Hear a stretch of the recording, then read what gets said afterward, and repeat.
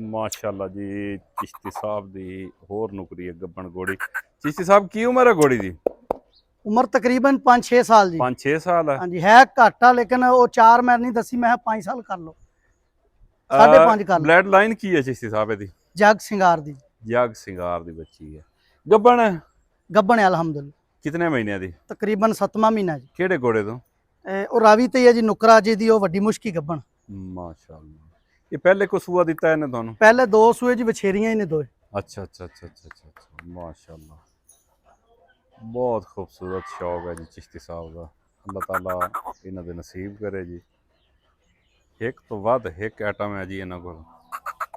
ये detailed video पिंड 34 YouTube channel उत्ते मौजूद है और फेसबुक पेज ते मौजूद है।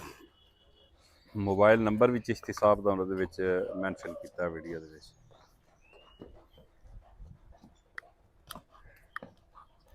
खैर अभी जोड़ी दी है।